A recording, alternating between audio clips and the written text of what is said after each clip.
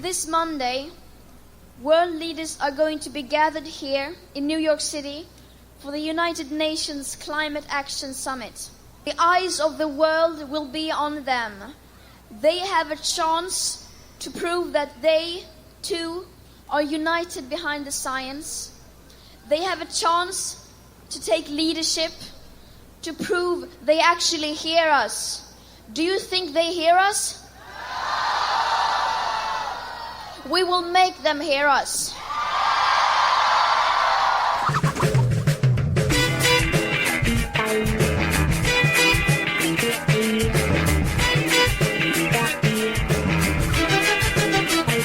It is Monday, September 23rd, 2019, D-Day of the UN Climate Action Summit, and I am ready to hand the world over to the youth, folks.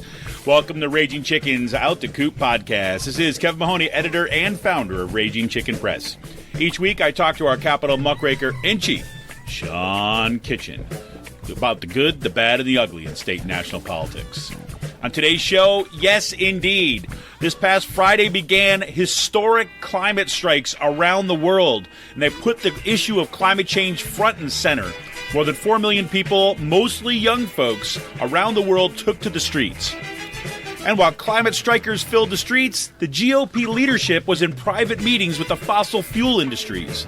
According to the Intercept, on September 18th and 19th, as Greta Thunberg met with lawmakers, House Minority Whip Steve Scalise hosted fundraisers with oil and gas lobbyists to raise cash for the Scalise Leadership Fund, a political action committee used to dole out cash for battleground House races across the country. It could not be more stark than that, folks. And as I said, today is the UN Climate Action Summit in New York City. Ahead of this, international leaders have said that they are going to make new concrete emission reductions. We'll see about that. And the United States is not expected to join the rest of the world. As a matter of fact, we are going backwards, folks. We are going backwards. Texas is drowning once again under the one of the wettest storms in U.S. history. Tropical storm Imelda dumped up to 42 inches of rain on southeastern Texas and has caused at least 5 deaths. This is about the third storm in the past 5 years that has been a quote-unquote 100-year storm. The University of California system announces that it is ending all investments in fossil fuels.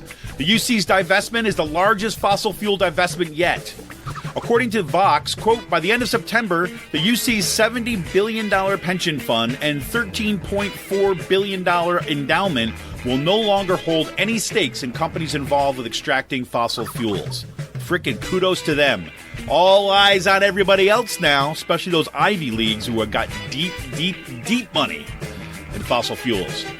And California is also suing the Trump administration over auto emission standards. Yep, Trump is trying to make it illegal for California to set higher emission standards. How about that? How about that? And the Trump administration, in like the nonstop climate news this past week, right? This is what happens when you get millions of people in the street. You actually get to pay attention to this shit.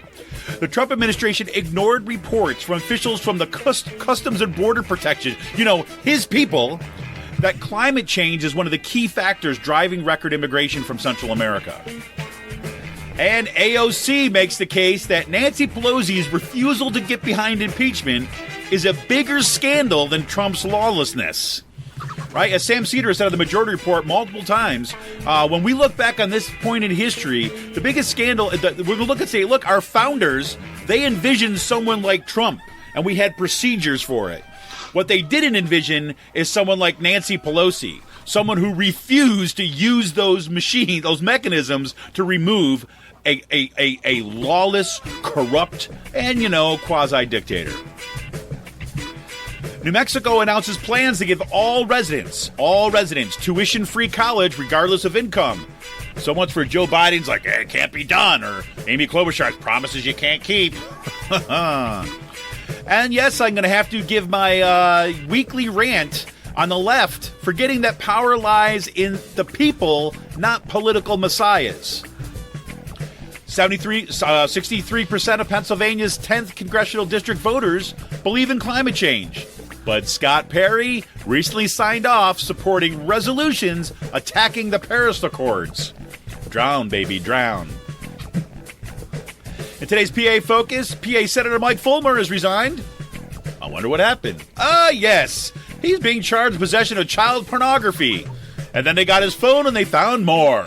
There you go. Hand his phone over. Yeah, PAGOP. Well, you got to go mobile with this stuff. And Betsy DeVos was in Harrisburg on Thursday to visit the Harrisburg Catholic Elementary School and promote school vouchers.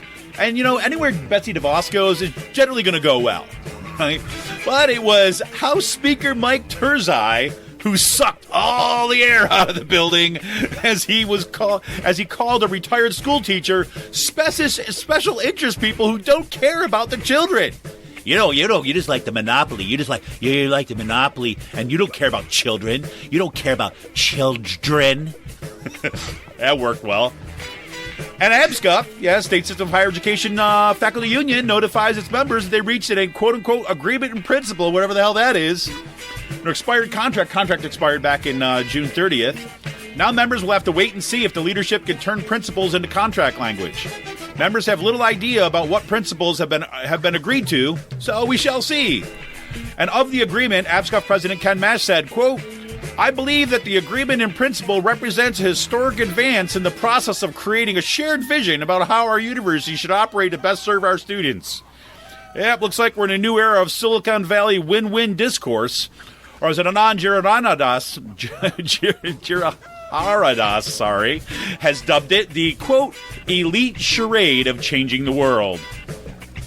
And in today's last call, yes, Free Will had some freaking awesome releases this past weekend.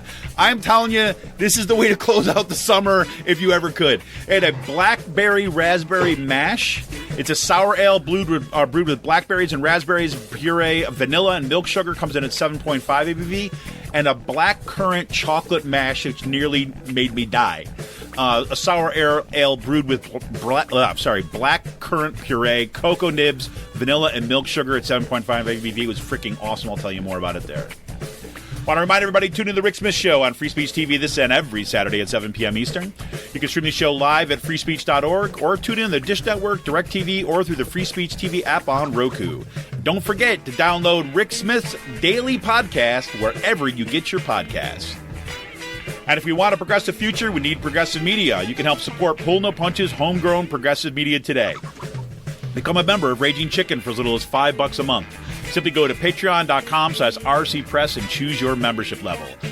And remember, you might have seen it this past week. We've got some new articles up there by some new contributors. We've got some more on the way, and that's been made possible for, members that have been with us for a long time or members that have just joined within the past couple weeks. So thank you. The best way you can help support Pull No Punches progressive media is by becoming a member. Go to go to patreon.com/rcpress and choose your membership level for as little as $5 a month, folks. $5 a month. It's like going out and get a decent beer. $5. Right? You can do this. Sean, how the hell are you, man? I'm doing great. It seems like you woke up on the right side of the bed today. I did, man. I got a good night's sleep. I went to bed with dreams of Free Will sour mashes in my brain. It was wonderful. Yeah, I really wanted to ask that question to Turzai the other day, but I didn't have the chance to. I wanted to ask him after I got done unloading on those teachers if you woke up on the wrong side of the bed that morning. Yeah, what happened there, Mikey? Monopolist. I was dreaming of Monopolist, and they look just like... So we'll have to get like a free... We'll get a secondhand story of this. I believe the cameraman who got this, his name was Johnny Living Room. Johnny Living Room. He got this. Now, we'll talk about that later on. We'll bring on our special correspondent, Johnny Living Room, in later on. Oh man. Yeah, we'll definitely get to that. So we're gonna do one straight segment today, folks. Sean's busy schedule is gonna take him away fast. Oh, sorry about that. I should play that later. That was my daughter. I accidentally hit the soundboard. But Sean has got a busy day today. I got to get into work, so we're just gonna do this. We did not. I hope you heard my my announcement for those folks who are waiting for our podcast to drop every week. That we did not record on Friday because it was the day of the historic climate strikes around the world. And I headed out to Allentown. Sean headed out to Harrisburg. But I mean, you got to say, I mean, 4 million plus people in the streets around the world. It was amazing. And this is like the largest protest in the history, climate protest in the history of the world. And what made this one even more distinct, with this one, it was being organized from the ground up, from young folks around the world. Greta Thunberg, who is the Swedish activist, 16-year-old now, has helped spark the movement. And has been an inspiration for kids around the world. And likewise, and she kind of credits, and she did this again when she spoke in New York City this past weekend, she credited the students from Parkland, Florida, who walked out in response to gun violence, as giving her the inspiration and courage to start the climate strike. So you see a truly kind of like back and forth kind of network of young folks, young activists. And I'll tell you, nobody has been moving the needle on climate change like these young folks. And thank God for that, because for those of us who have been trying to, hammering our head against the wall to try to, get people to pay attention here, finally people are paying attention to it. And today's really, this is huge. Today is the UN Climate Action Summit in New York, ahead of the UN General Meeting. And we shall see if there's anything that concrete is going to come out of that. And what the good thing is that you're going to have millions of people around the world who are actually going to be paying attention to what happens there and holding these leaders accountable when they go back home. Yeah, it was nice seeing the actions out here in Harrisburg. It was a nice, sizable protest in the Capitol steps. We had there was about 200 people out. Bunch of different speakers from state government, local government, people running for office. It was sort of interesting. It's nice seeing these. For me, it was almost like your regular protest on the Capitol steps type thing. It's a little bit jaded after being out here for 5 years, but it's good seeing people who from the community get out, who typically don't get out for any of these protests. Yep. These are people from the local Midtown neighborhood, from the West Shore.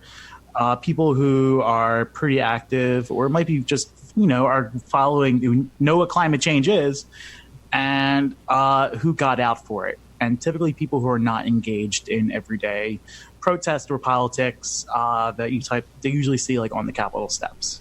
So that was refreshing and reassuring. Well, and I think the message, what's really good about how this has taken place and how this happened, just like we saw in Parkland, Florida, right? When you had kind of kids that organized and put this out, then we started seeing the needle move for the first time, right? Actual policies being put in place and pressure being put on lawmakers, right? Because, look, what's great about, these young folks is they're just getting in people's faces and they don't give a shit. They're not trying to kind of make sure that they're saying the right thing and not offending certain people because that might jeopardize their future careers. Hint, hint, wink, wink. Know what I mean? But they're out there pushing. They're actually pushing. People to kind of be accountable, and they're not pulling any punches in what they say. And I was trying to decide which clip to play of Greta Thunberg here. And the second one, she said, look, all these leaders come up and they want to kind of pat us on the back and take selfies with us and saying how inspirational we are. And she's like, we don't want that. We want you to act.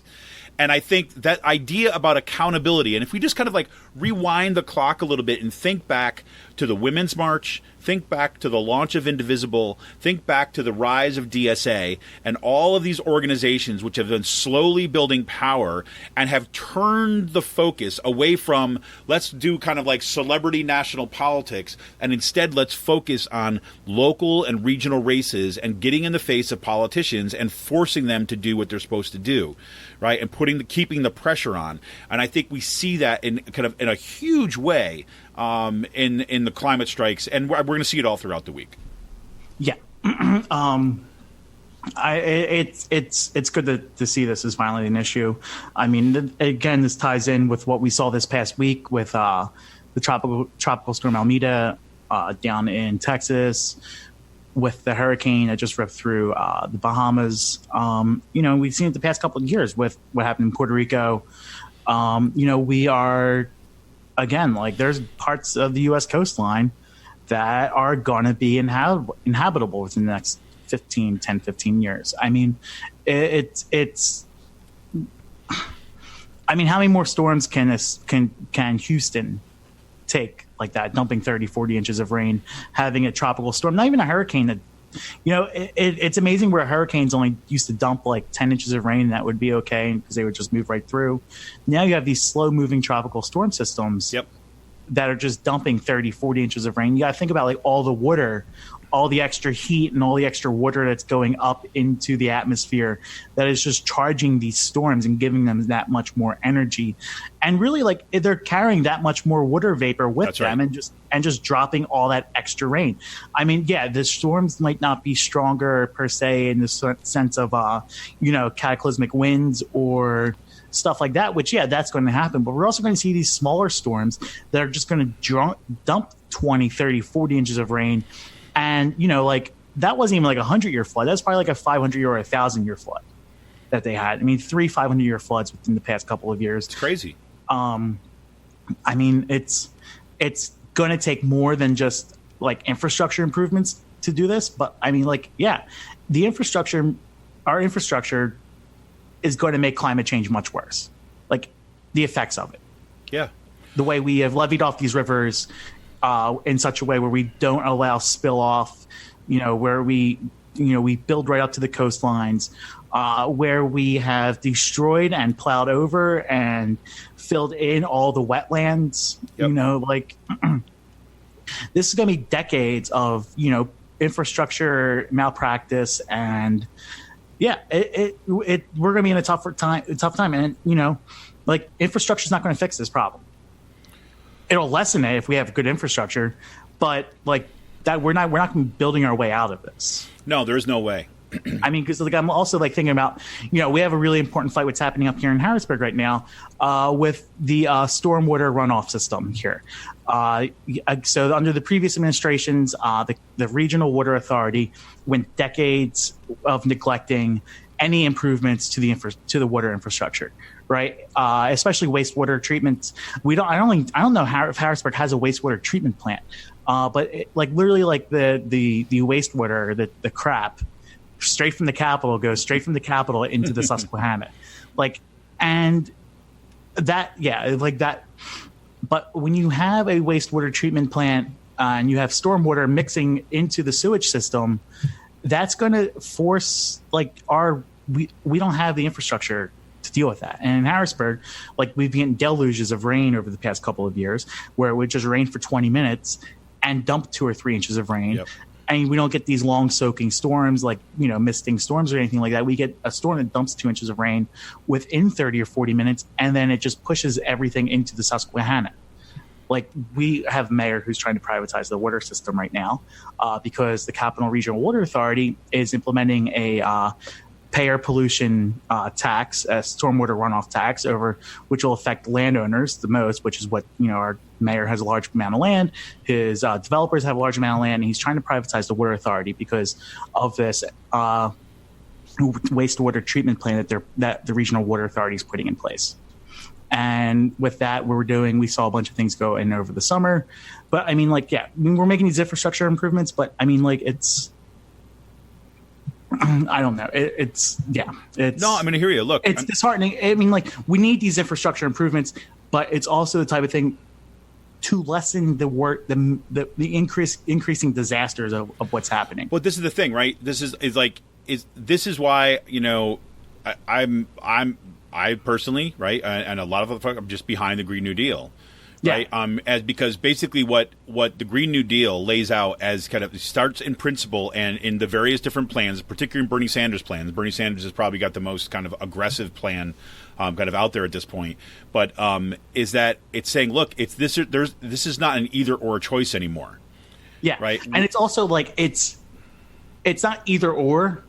We have to go to renewables and we have to build out our infrastructure.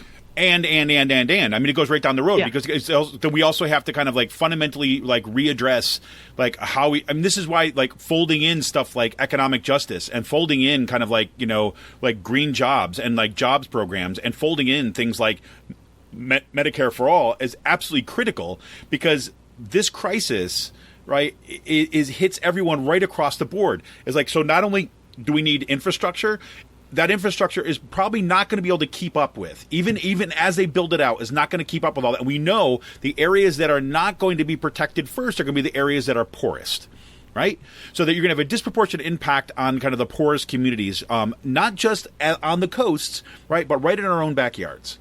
Right. So this has to be about social justice and not just about kind of like climate or greenhouse gas reduction. That is an absolutely essential. I mean, but this is why, like, Naomi Klein just came out with her latest book this past week. I'm in the middle of reading it right now. It's called On Fire, right? The burning case for a Green New Deal. And, you know, again, this is the case that Naomi Klein's been making for a long time. The folks from brand new Congress have been making for a long time.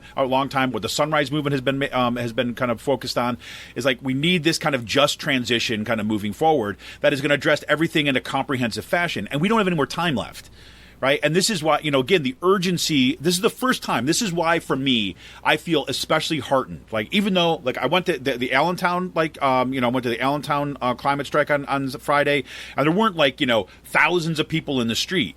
Right. But it was knowing that, like, people are paying attention, and the news media was there to pay attention to this, and knowing that this is not the kind of thing that generally gets attention. And yet, like, as Greta Thunberg has pointed out, is basically, look, it's like, we know the science, we know the results, yet we're acting as if like nothing's going on. We're in a crisis and we're acting as if it's just another day. We have to start acting that we're in the crisis that it is. And it's going to take it across the board. Right. So, yeah. I wanted to move into, one of the things I came across this past week, especially with the climate change coverage, I came across yesterday. You remember that project that Sean McCluey was starting, Data for Progress? Yes. And so Sean McCluey was a writer with The Nation magazine. He started this new organization called Data for Progress, and they're going to be looking at flippable districts or state seats. That's going to be focusing on flipping state legislators, state Senate races, state House races, and also congressional races. And they're polling. What they're doing is they're coming up with methods for polling certain issues within these districts, within these congressional lines or Senate lines, and then they're bringing the data forward. And one of the things I thought was pretty interesting, because I was doing my every few days just searching for Scott Perry clips and see what's happening. This actually came up. 63% of the voters in the Pennsylvania 10th district, which, central Pennsylvania is not the harbinger of progressive politics. A lot of people are going to be making this off to be Trump country in the next year, when it's really not Trump country. It's it's changing very fast. Maybe 4 or 5 years ago, this district would have been Trump country. Now, with how much it's changing rapidly and with how many people are coming in, it's flipping very quickly. And this is one of the things. On the other side of the country, in central Pennsylvania's 10th congressional district, a majority, 63% of voters support putting a price on carbon pollution. But their congressman, Representative Scott Perry, co-sponsored a resolution in opposition to a carbon tax that has said that Trump's decision to pull the United States out of the Paris Climate Agreement was, quote, a solid first step in reasserting the role of U.S. Constitution in international affairs and domestic policies. Unfortunately, for Perry, a majority of Americans by a 2-to-1 margin opposed Trump's decision to withdraw from the landmark global climate change agreement. There you go. And I mean, what they're doing is they're going around from district to district, poll testing these cases in flippable districts. And it's no, I mean, they're going to be providing really good ammunition for Democrats to run on when it comes to messaging and the poll numbers and stuff like that. Because, well, I mean, hopefully it just helps bolster the spine of Democrats, right? Who've shied away from any kind of aggressive messaging when it comes to social justice, when it comes to climate change and things like this. And they're starting to seeing no. Actually, running on addressing climate change, right, in a just way is actually a winning ticket. And then, when a couple weeks ago, when Beto said, "Yeah, we're going to take your guns," at the debate, the numbers support him. Over a majority of voters support, mandatory buybacks for AR-15s. Yep. And it shows you that really the paper tiger that the opposition is. Well, and you know, as soon as he said that, there were all these consultants for the Democratic centrists out there that their heads exploding, like more like and pop. Buttigieg went on TV the next day screaming, "We can't be doing this. We can't be doing this." Right, exactly. No, we can't go back to sleep. Guns are going to kill us all. I mean, the NRA. Help. No, but I mean, like, that was like the centrist response to that, when like they've ceded decades, right, on messaging on guns and other issues to like the center. Yeah, but enough of my diatribe on that. no, it's absolutely. But no, like, so yeah, I would definitely recommend going in there, and also pay attention to what McClooey is doing with Data for Progress. And this is a really good art piece they teamed up with the League of Conservation Voters with. Yep. So it's in the thing, and I definitely recommend looking at it. Yeah, and just so that everybody's clear, Data for Progress is not connected with Think Progress, right? So they are separate entities. They are not like he is not part of the union busting team over at Think Progress. So let's just this is something Sean McClooey dreamed up on his own one day and started, and Yeah, so I bet you he's kind of like, damn, I wish I didn't choose that. but still, yeah. Sort of like Spotlight PA? Yeah, exactly. PA Spotlight PA. They're the same thing, right? Crazy. All right. One thing I just want to mention is, like, look, I think AOC has finally had it this week. Is so fed up with Nancy Pelosi's refusal, not just refusal to act on impeachment, but actively working against House members. And now you have, I forget the number right now, but it's like the majority of the caucus is now, the over majority of the caucus is behind kind of filing impeachment. And Nancy Pelosi seems to be the single biggest barrier to actually moving forward with an aggressive impeachment clause. And she keeps on, and I'll give you, for example, Heidi Hess from Credo Action. And this is kind of what she had to say. She said, Pelosi must stop playing craven political games and lead now. It's past time for her to throw her full support behind moving forward with impeachment proceedings. AOC took to Twitter, basically launched this out, and she said, quote, "At this point, the bigger national scandal isn't the president's law-breaking behavior. It is the Democratic Party's refusal to impeach him for it." That's what she said. And she said, "It's one thing for a sitting president to break the law. It's another to let him." Right, and I think that is one of the key stories. And like I mentioned at the top, is that Sam Cedar has been kind of coming back to this again and again. Is that, look, our constitutional framers, they were prepared and they could imagine someone like Donald Trump. What they couldn't imagine is someone like Nancy Pelosi, right? Someone who actually refused to get rid of a despotic leader. And this is where we are. And it's astounding that she continues to try to message, from my perspective, that, coming out like she's outraged at his lawless behavior, especially in light of like the recent phone calls to the Ukraine exchange for kind of like asking to investigate Biden's son. Right. And and last night just broke that he admitted it. Right. I talked about Joe Biden when I was on the phone with the leader of Ukraine. Right. So he's actually said it now. And still, it's like how many times you got to, and this is like what Nancy Pelosi. Like how many presidential candidates have to come out and support impeachment at this point? Like, right. He threatened. He threatened with the lock her up chance, and now we're going to go after Joe Biden. It's going to be lock him up. Right. Like these people are gearing up to go after anyone involved with the Mueller investigation and go after them publicly, and then go after Biden's son. This is like almost worse than Nixon, I guess. This is where this is. Oh my God! Are you kidding? Because this is like soup to nuts corruption. This is like Nixon on steroids, I guess. I wasn't around back then. Look, if you took neither was I, but if you took Nixon, well, actually, I was there for part of it, I guess, but I don't remember any of it. If you took Nixon. Right, and you ripped any kind of moral compass away from him. He didn't have a big one to begin with, right? But you ripped any moral compass away from it, right? You basically you made him go live with the mob for 5 years to learn their ways and means, and then you put him into power and let him go. It's that exponentially different, and it's comprehensive, right? there's nothing. And if you think about it, like Nixon, I mean, Nixon, you can actually point to some policy shifts under the Nixon administration, like the EPA, for example, and went to China, and he actually put in some kind of positive legislation. We could have problems with it and everything like this. Trump, there's nothing positive. It's just about destruction. It's about destruction and corruption.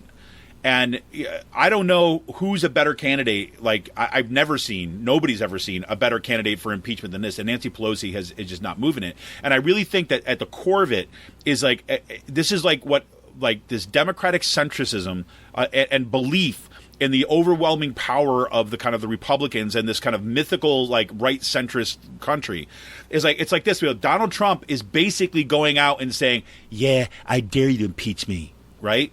And what Nancy Pelosi and some other Democrats hear is "Oh, he wants us to do that, so we're not going to play into his hand. So we're not going to impeach it. Take that," right?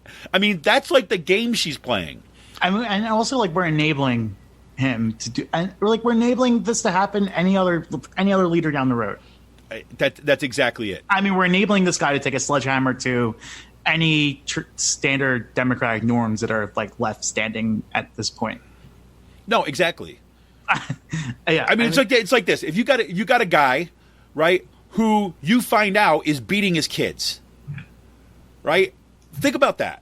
He's abusing everything that's going on. He's abusing everybody around him, right? And you find this out, and he says, "Yeah, I dare you to prosecute me." And then the police come around and they say, "Oh, we better not go after him because he wants us to prosecute him. So let the kids keep on getting beat."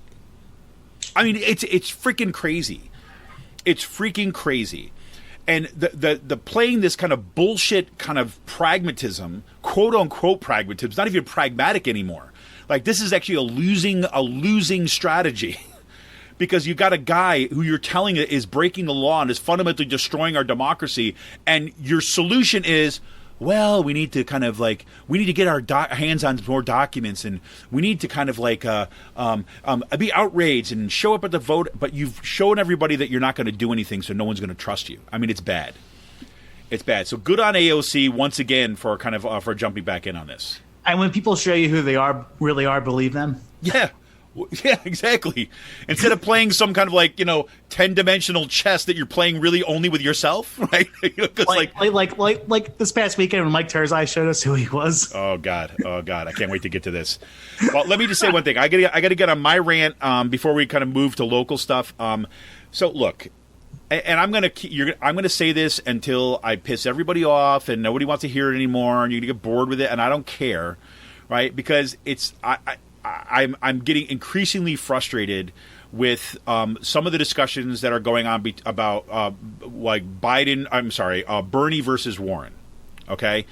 And let me just I'm going to stipulate at the top of this, right, that a lot of the analysis, right, about where Bernie stands on labor stuff, where Bernie stands on his commitment, all this kind of stuff, is accurate.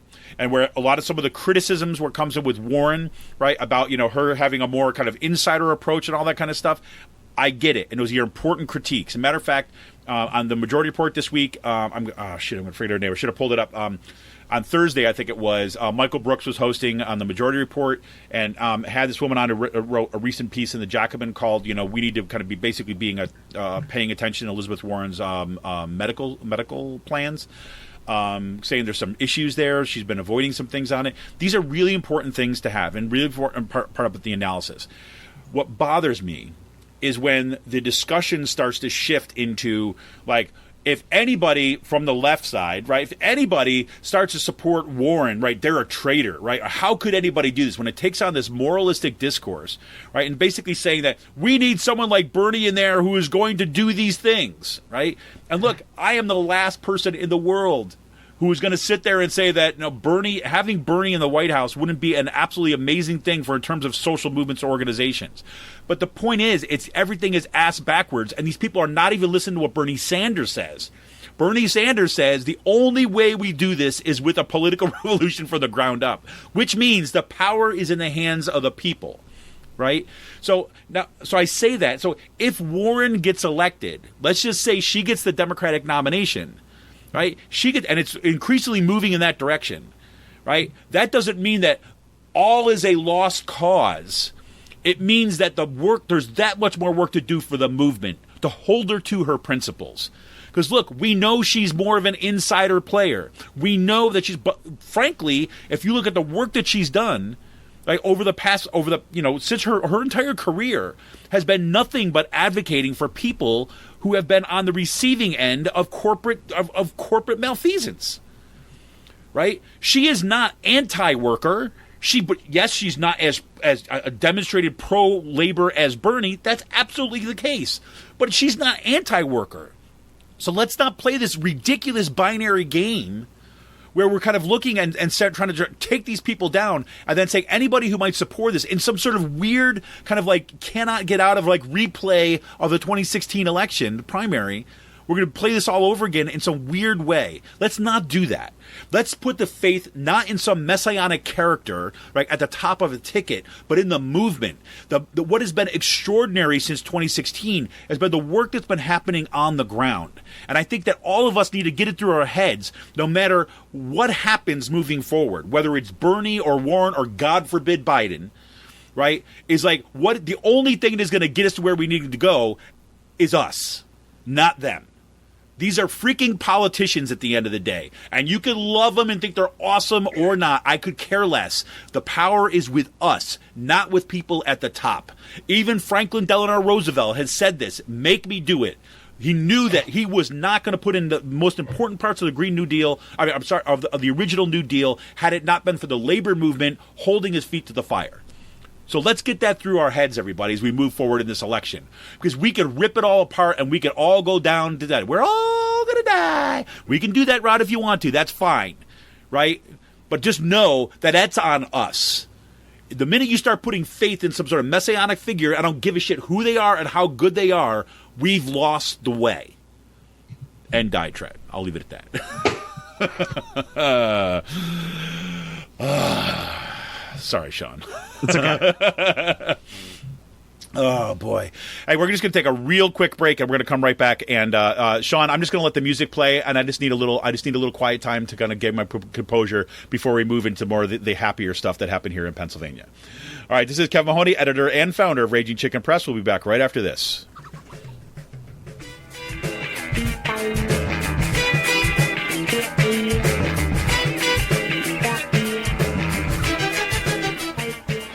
All right, this is Kevin Mahoney, editor and founder of Raging Chicken Press. We are back after a kind of very short break, just so I can gain my composure again, because we've got to turn the corner a little bit here because, I think we have to leave this one to our special correspondent. Sean, man, why don't you lead us on this one? So my work last week revolved around nothing but charter schools. And had a little go of it. So Monday there was a big charter school press conference with the charter school lobbying groups going after Tom Wolf for the executive order he just came out with over the summer. And then on Tuesday, I was at the Charter Appeals Board meeting back in Harrisburg. They had their monthly meeting, and literally everyone phoned it in. Literally no one was there. The only person was there was the general counsel from the Department of Ed, who is like the legal counsel for the secretary on this board, and everyone else called it in. Well, you posted some pictures from that, right? Yes. I mean, it was hilarious. I mean, literally, when he says everyone called it in, he's like, this is not a metaphor. It's like it was a woman, right? She was a special counsel. No. Oh, was it a guy? Mark. The woman that was there, she was testifying for the school district. Okay. The guy that was sitting there, Mark Gotcha. Zaccarelli, with the microphones, he was the general counsel for the Department of Ed. And then you have just a line of empty microphones. Like the entire table, there was nobody there. I mean, It's like one of those big conference tables. Nobody there. So, again, it just shows you how much of a disarray this board is. They granted Franklin Town Charter a appeal with something happened with them. And then Eastern University, again, didn't have an actionable vote. So, their shit didn't get voted on. Will have to be put on, tabled for another month. Unbelievable. So then comes Thursday. We I knew that Betsy DeVos was coming in probably around Tuesday. We got tipped off that the Secret Service was going through St. Patrick's Cathedral, going through the cathedral school and just scoping out the area for security reasons. And we were catching wind that DeVos would probably be in Harrisburg within the next couple of days. So we get a press release Wednesday night showing that DeVos was going to be in Harrisburg 8 o'clock in the morning at the St. Patrick's Cathedral School, which is right next to the school inside this alleyway. I was going to go in there as a press person, but I decided not to at the last minute. I didn't want to cause a scene. I just didn't want to make it all about me. And so everyone goes in, and then a few minutes later, Mike Terzai comes walking down the alleyway. Get my camera out. I have my phone out, start recording, and one of the education activists that we were with throws out a question to Mike Terzai, member of the PSEA organizer and spokeswoman Laurie Lebo, about his stance on public schools, and then everything happened. Everything happened. So I don't know if people have seen this video, but it was like jaw dropping. It really was. It's like Mike Terzai begins to respond to this question. You know, like this woman just holding a sign that says like, you know, I love schools or something. Public schools with a bus on it. Love public schools, right? Yeah. That's it, right? That's her sign, right? So this is like, you know, how confrontational. And the other sign is like more public dollars for more public schools. Right, exactly, right? And that's it. And so initially Terzai starts to say like, you know, well, you know, what you'd expect from a politician who doesn't agree with them. Well, you know, these are public schools too as well, and charters, there's a lot of students that want to get into this. But then something seems to snap, Sean. That's the best way I can describe it. I mean, like, I'm watching this, I'm recording this, and I could not believe it while it was happening live. His staffers were really standing like 10 feet to the right of me, and I'm looking over them as he's snapping on these women, and I'm like, yo, your boy over here is losing his stuff. You should probably get over here and save him. But like, I was like, no, seriously. I look over like, hey, whoever there is in charge of yanking the leash. Come on, you're sleeping on the job here. Where's the shepherd's hook at? You got to curb your dog, man. He's shitting all over the sidewalk.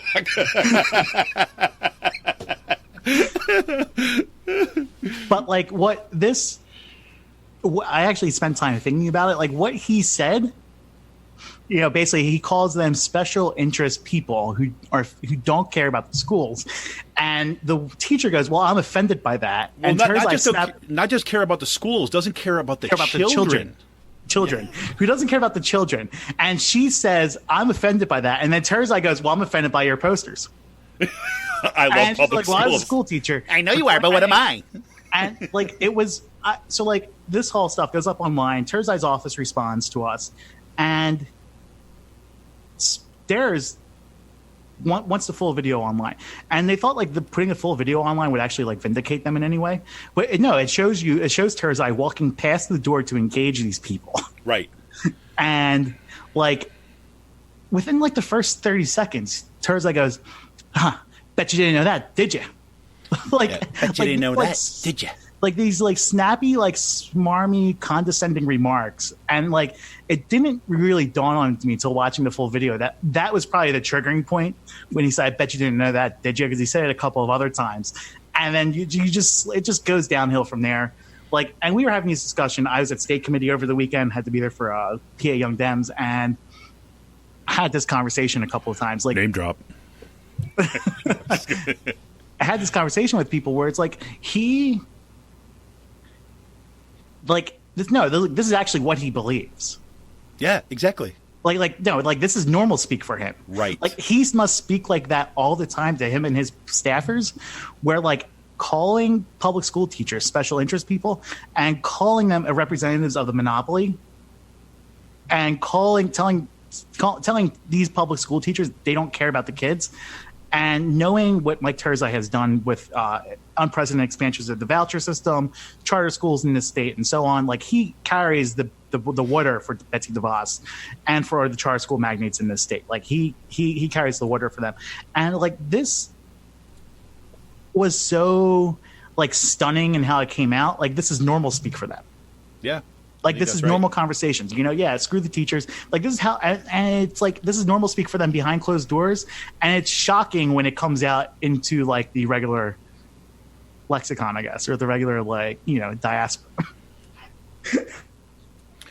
It's remarkable. It was really remarkable. I mean, I think you hit the nail on the head. It was like, it's one thing. It's kind of like he didn't have the filter, or didn't realize that he actually needed a filter. He actually believed that the rest of the world actually thinks and acts like him. That this would sound normal, from what he said. Like talking to a teacher who has worked for 20 years and basically says she doesn't care about the children. Right? And she was like visually taken back too. What's that? That's the only thing I could think of. Like actually, this is what he believes. Like, it took me the weekend to this is actually how he talks on a regular basis. No, I think that's absolutely right. And for whatever reason, and he just kept on going. And then you could see him digging in. It's like there literally was this point where you could see that, okay, this is what happens when you have districts that you don't need to actually talk to your voters in any kind of real way. Right, where you're just kind of you're just in your own little kind of self-reinforcing world. And he kind of walks out of the world, and he's able to do the politician thing for a very short period of time, but then he just can't tolerate that. He cannot give any type of respect or look at other human beings as kind of someone you actually have a dialogue with. Instead, it's just kind of okay, yeah, you're a monopolist, kind of you're a monopolist. You're after the kids. You want to kill the kids. I mean, it's practically, it's you want to take the kids and throw them in the Susquehanna. You don't care about the kids. I mean, no, he doesn't say that, but if you watch the video and you could see this. He just literally he goes from zero to unhinged in 30 seconds flat, and childish. I mean, yes. The whole idea is about you bet you didn't know that, did you? Right? I mean, who the frick says that? I mean, especially you're talking about these two women who are standing there. The House Speaker of all people. Well, yeah, it's and it's not as if this is a situation where I could understand a politician or somebody getting rattled if you have protesters and stuff. Question that was thrown out there is what do you think about public schools? Well, but it was not. And it wasn't they were being confrontational. It wasn't in his face, screaming in his face. And I could understand in that situation saying stuff that just kind of gets out of hand because you get angry, right? This one was kind of hey, what do you think about public schools? And I've got my I love public schools sign. And you're saying that the sign offends me, that you don't care about the children, and you're just with the monopolist. I'm and you're special interest people. Holy crap. So the good thing about this is this has been going crazy online. And this was at 8:15 in the morning. He did this at 8:15 in the morning. Which is the best part about it, because right afterwards I literally went to go get a cup of coffee, made a couple phone calls, sent out the emails I had to send out, and I walked in the Capitol. I was talking to people in the Capitol. I was yo, you won't believe this video I just got. It's crazy, man. Yeah, it's crazy. No, it was possibly one of the most stunning things I've witnessed. Well, there you go. At least the second one is the golf spikes, but.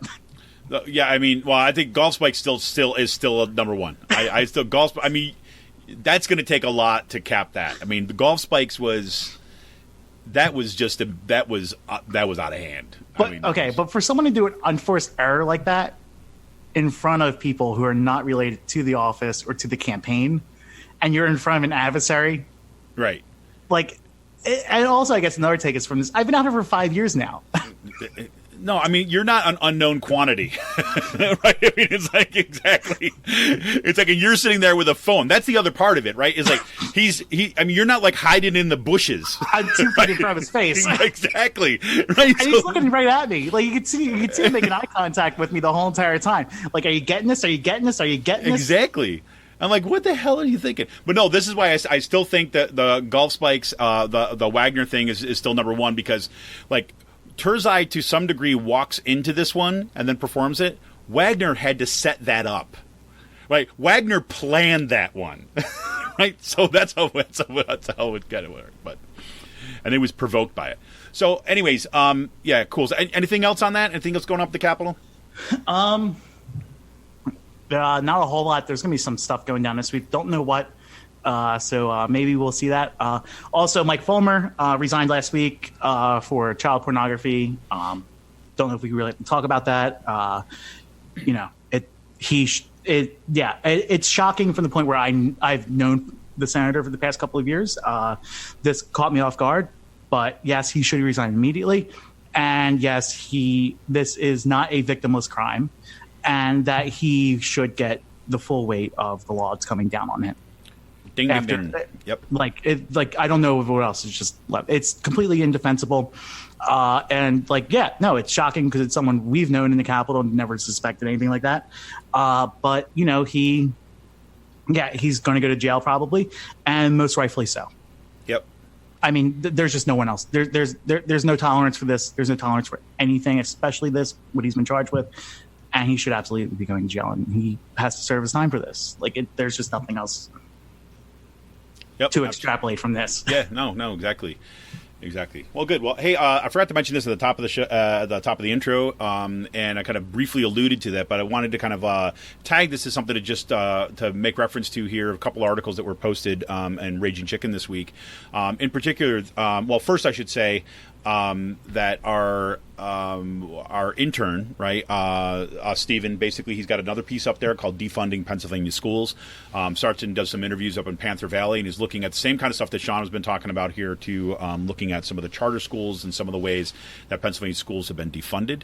But I really want to draw your attention to especially a piece from Mike Gambone called Military Friendly Exposed as Higher Ed Pay-to-Play Scheme Targeting Veterans. And Mike, he's currently someone I've worked with for years. He and I were kind of basically helped organize the strike at Kutztown, at the Kutztown folks. We were kind of point people on that. And I've worked with him in the union for years. And right now he's the vice president of KU ABSCUF. But kind of more importantly, he's also a veteran, and he's worked a lot with students at the school, right, on veteran issues and things like this. Well, you got to notice once the sketch of the story is basically Kutztown University has been named as a kind of quote unquote named as a military friendly school. They've got a big big logo that's on their webpage called Military Friendly School. I just kind of re-upped it for 2019, and they're promoting it really heavily. Well, it turns out this little logo, what you basically get, or how you get it, is you basically pay money to a company, and they brand it for you. Right, so it's not the kind of thing where you have a veterans organization who does all this analysis and then and seeks out these schools that do a particular job. This is when schools actually seek out the brand that they can put on their website so they can market themselves as military friendly. Right, and it's very deceptive. Now, the Federal Trade Commission has actually investigated this. The organization is called Victory Media. They're based out of Pittsburgh, and now Victory Media has now changed its name to instead of Victory, like you would expect it, is VIQTORY, right? Apparently, they were getting a lot of negative searches, right, associations with their name, so they had to switch it. And there's an organization called Veterans Education Success that did a report on them back in 2016, and they found that things, for example, that more than 257 schools that were awarded military-friendly status were not approved by the Department of Defense for tuition assistance or voluntary military education programs. There's no outside assessment of the military-friendly survey, although Victory Media claims that its survey is validated by these auditors. And 3, schools pay Victory Media for lead generators, veterans' personal information for recruiting purposes. Veterans who initially registered on the Victory Media website do not know this, right? So it is a deceptive practice. The FTC has actually had a ruling on this fairly recently, just at the end of last year, that this is actually kind of deceptive marketing practices targeting veterans, and it should be stopped, right? So that's the backstory. Now, part of what makes this story especially infuriating when it comes to Kutztown, because it's not just Kutztown University. Apparently, Westchester University also has the military-friendly status and designation, and some other ones. Is that at least at Kutztown, this issue was made plain to them, right, over this past year. So the administration kind of saw this stuff, saw what was going on, saw that it was a pay-to-play scheme, saw that the FTC had investigated and found them guilty of deceptive practices, and yet they decided to ignore all that and continue forward with the branding, right? And that is really, really messed up. So check out Mike Gambone's story just published yesterday in Raging Chicken Press, as well as Stephen's piece on education, defunding education in Pennsylvania. So. And this already got the attention of some legislators in Harrisburg. Right after we shared this yesterday, I actually had one reach out to me and say they're going to be sharing their concerns with the chancellor over this. So yeah, so activist media works. Yeah, heads up. Well, here's the thing, right? This is why I, again, not to toot our own horn so much again, but as much to talk about the important role of this kind of media in the process. Like what I just laid out for you in a very sketchy way, right? Or a sketched way, like just summarizing it, not kind of going in all the detail of the article, but giving you kind of some of the highlights of that article. All of this stuff had been presented ahead of time, right? So they've gone forward and attempted to do the right thing by following a process, right? And having an administration, in our case, right, ignore it, right? And this is the same kind of stuff you see in any kind of movements for social change, right? Any kinds of movement, however small or large, is that you go through this. You go through this process. You attempt to kind of do the right thing. You want to bring out an injustice. You want to expose a fraud, and you get shut down, right, by the administration, and they just ignore you. So, and then if you went just some random politician and said, "Hey, check this out," they might check it out. It's only when you bring this stuff into the public, right? It's only when you report on this and you report on it in unafraid ways, right, that you actually get movement on things. Right. So that's, again, plug once again. That's why we've stuck with this. That's why we've decided to stay membership based so that we're not relied upon advertising dollars or some sort of a third party donor or something like this. No, we want to have a membership driven thing so we're accountable to the people in the movement.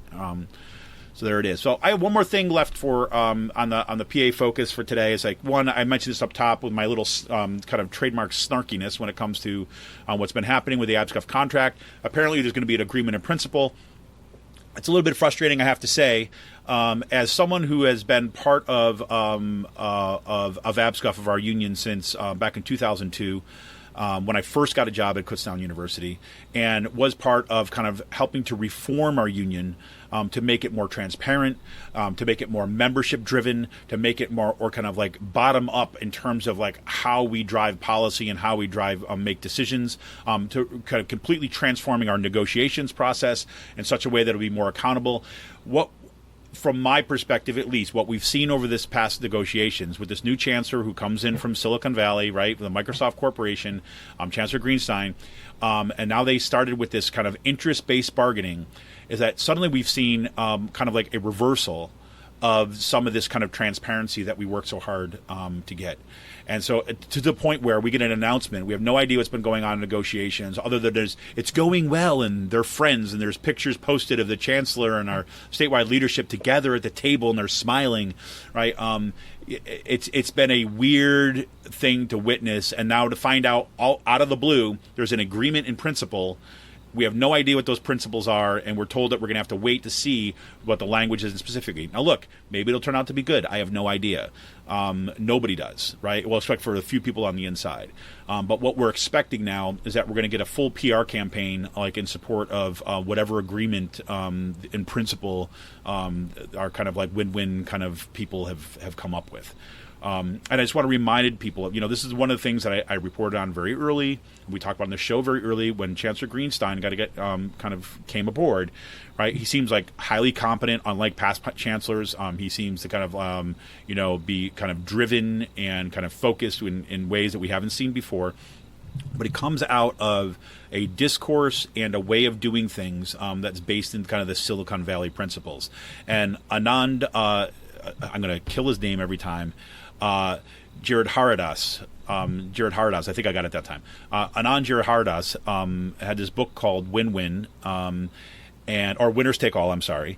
And he documents what this discourse is and how it gets us to think about the world, and how it puts us in a position where we are believing that the elite are the ones that are the change makers and not us.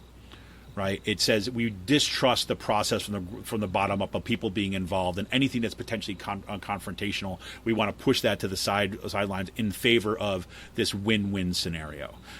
So it's worth checking that out. And again, I might be in a situation where we get this contract and it turns out, look, there's a lot of good stuff in there. That's great. But the fact is that we don't know. For me, at least, is raised my problematic sensors, let's say. Okay, so I'll leave it at that. So anything else for the good of the order, Sean? Oh, yes, there's one good thing I'd like to put out there. Last Monday in the Capitol Rotunda, there was a bunch of stanchions that were put up in the Rotunda because of traffic problems with people going in and out. They unofficially reduced the number of people to like 450 people that could be in there for a protest at a time. The way they had these stanchions set up was like almost like literally like a free speech pen at the bottom of the steps. They did this to a way to like get people to allow for traffic to flow easier, right? So like there's this pen that was like the rectangle, and then there were stanchions put off next to the rectangle to allow for walkways to go through the House and then through the Senate. But you couldn't like cut through the Rotunda, go straight through. You had to like walk around these stanchions. It was like a solution in a search of a problem, pretty much. As a couple of the people said, especially the ADAPT activists who have been fighting for access to the Rotunda and to the Capitol for a while. And that's not a really great way of access. Was this happening? They removed most of the stanchions and put 2 stanchions on the side of the Rotunda. So it just allowed for like access for people to like walk straight through, like go off to the sides and walk around. So the rope line, the Studio 54 rope line that Mike was talking about last week has been removed. There you go. And this is what happens. And this is what happens when you complain a lot on Twitter about a certain issue and you hammer the point home and you relentlessly mock it. It'll be gone within a few days. There you go. I will just say I'm not the one responsible for killing this. I think I might have a small part in it. But just from talking to the people all last week, this was a very bipartisan decision to have this thing removed, I bet. Oh, my God. Bringing people together. It's a shock when you walk into the Capitol and see that. Like, you know what I mean? Yep. Like suddenly you're at like Great Adventure lines, right? You know, it's like waiting to get on the roller coaster. like where's my next my fast pass at? I mean, it'll literally create like a fast pass lane for the lobbyists to go through the Rotunda without having to like speak to the plebes who are protesting. Exactly. That's what first came to my mind. I said, "Oh, I see. You got your high speed lane. I see." Yeah. now the lobbyists and the plebes will have to interact once more. Oh my God! God forbid! The dirty, unwashed masses should kind of like have anything. So, but crazy. So the other thing, just to put everybody on alert for, is there's just stay, keep posted with some things that will be kind of coming to the pages of Kutztown, coming to the pages of Raging Chicken Press pretty soon. We got some ongoing investigations that are happening, particularly at the local level at Kutztown and some other places, but more on that soon. Well, today we're going to skip right today's last call, see if any good ideas are still got some of the good feelings here. And I got to say, huge shout out to Free Will for closing out the summer with 2 just amazing releases, right? There are 2 mashes, and you remember I've been highlighting the mash releases all summer long. My favorite, probably up until this weekend, was the strawberry mash, which came out right at the beginning of the season. This one was the blackberry raspberry mash, and that is a sour ale brewed with blackberry and raspberry. And it's, let me see if I give you the full thing. No, it's not going to know that, but it was absolutely fantastic. This blackberry raspberry mash. So it's a sour ale brewed with blackberry and raspberry puree, vanilla and milk sugar. Comes in at about 7.5 ABV, which is pretty much true for all their mashes. That was amazing. Like the raspberry and blackberry just like popped in your mouth. It was great. And then I had the blackcurrant chocolate mash, and I love the idea of that, right? I love the chocolate, the idea. So it was interesting, but I wasn't sure. So this is a sour ale brewed with blackcurrant puree, cocoa nibs, vanilla, and milk sugar, and comes in at 7.5 ABV. That was amazing. The blackcurrant chocolate mash was absolutely freaking amazing. That bitterness from the currants, right, with the sweetness, with, not the sweet chocolate, but like, you got this cocoa in there. It was, I mean, literally I took a step back after I had like my second sip. Because I took the first sip, but I didn't get the chocolate much. When I got that second one, I was like, Oh my God. So if you get a chance to get over to either location, either Free Will or what's the name of the other place? I forget it all the time. Peddler's Village? Peddler's Village. Thank you very much. I don't know why. I've never been able to keep that in my head. Not just with Free Will, but at all. Have you ever been there before? Yeah, I've been there. Okay, I was just wondering because you keep on forgetting all the time. I just never know if you've gone there or not. Well, let me tell you, I've been there. I don't go shopping there, right? There's the Giggleberry Fair is there, right? That place, this kid thing, and so most of the time I've been there has been for that. Yeah, we've only gone there for the Apple Orchard, the Apple Festival, the Strawberry Festivals, and then the Scarecrow Festival. Growing up, right. Yeah, we went for the Scarecrow Fest, I think, one year, and it was so insanely packed, right, that we just that we couldn't my kids. We actually had ice cream for lunch because we couldn't find. We had the wait was so long for food everywhere. So, I personally can't stand going in that kind of crowd and where it's all about shopping. But it's not my deal. But I have been at the tap room up there, and it's beautiful. They did an amazing job up there. So I was in Pizza Boy this past week. Oh, nice. They got this new IPA on that my friend gave to me for free without even he just slipped me an 8-ounce pour of it. It's a double IPA. It's called Boss Viking. Oh, so that's a tester, right? Yeah. He got me. He convinced me to buy a crowler of it. That's how good it is. It's a double IPA. It uses this. It's a new yeast strain or a different yeast strain called Viking yeast, somewhere out in Europe. But what it does is it allows ales to be fermented at higher temperatures. So you can turn IPAs over at a faster rate. You could have a fully fermented IPA done within 10 days. With this thing. And so with this, you get it's really nice. It gives off a different taste to it, very pungent taste.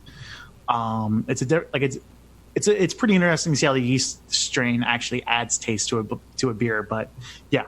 Definitely look forward to them using that a lot more, the Viking yeast strain. So, nice. Yes. Nice. Awesome. And this is one other thing I'll throw in that I just kind of occurred to me I should mention this because I just thought it was awesome.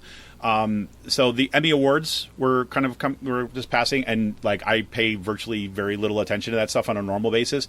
But the show Fleabag took tons of, I think 3 or 4 awards. And Fleabag, if you haven't watched it, I am going to put it on my strong recommend list.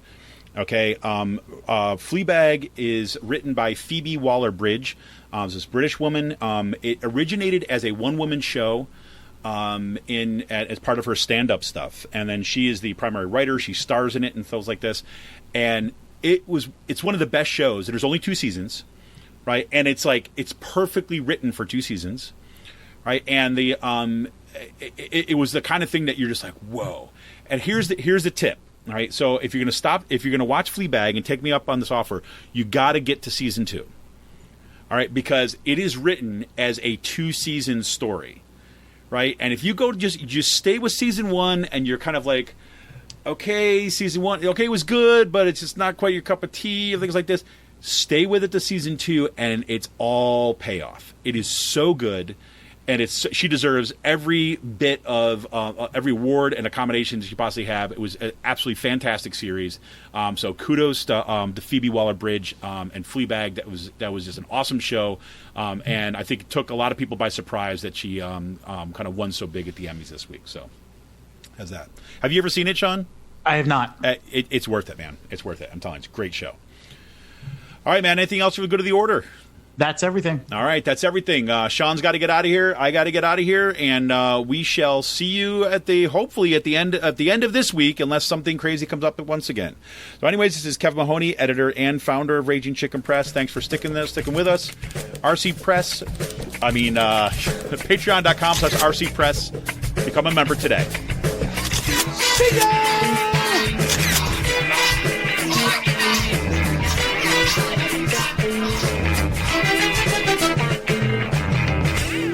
This Monday, world leaders are going to be gathered here in New York City for the United Nations Climate Action Summit.